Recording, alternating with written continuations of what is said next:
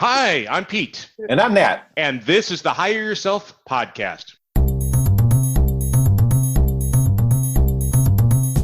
Each day we will publish a short episode on franchising and owning a business.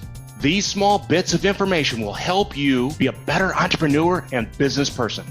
Between us, we have 75 years of experience and have owned and ran 9 businesses and counting.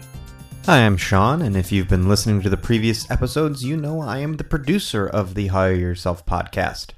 You're hearing from me because these first episodes all feature me asking Nat and Pete a question about franchising, because I know essentially nothing. And today's question is, how should someone talk to their spouse about becoming a franchisee, since often they're leaving a pretty good career with a 6-figure income? I'm the example of how to do it wrong. When I decided to leave the corporate world, I was done. I walked away from a comp package of $400,000 a year to flat out, I didn't know what I was going to do, but it wasn't going to be a corporate executive. And I always wanted to invest in a business. And so I started off looking at businesses and I really dug in. And after about a month, I found the perfect business for my wife and I to invest in. And it was just a great business. I was so excited to tell my wife about this awesome business. I track her down. I start telling her about this great business we're going to invest our retirement dollars into. And when I get done, all she says is, I don't get it, which meant in my wife's terms, no way are we going to do that, right? And I had done it to her instead of with her. So I got really smart, or I got smarter from the standpoint is the next business I went to look at, I included her in the process.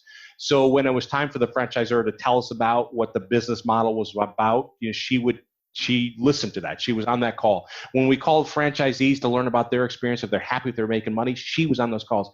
When it was time to go out to the corporate headquarters to meet the leadership team, see the sports staff, and see the operations, she didn't like being on a junk truck part of that day, but so be it, right? But the idea behind it, she was part of that journey. And so that is all learning. So she kind of understood that with this business, it's going to take a little time to get it going.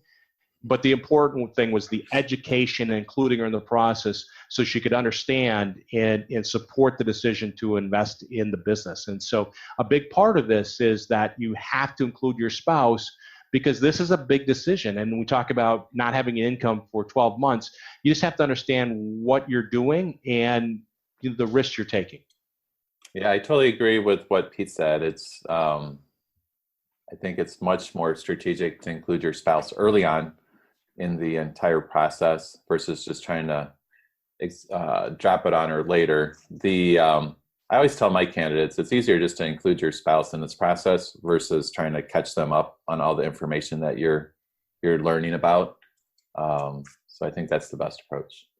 I think the term is spousal ambush, right? And I think, Nat, you're absolutely right. You have to include your spouse in the process.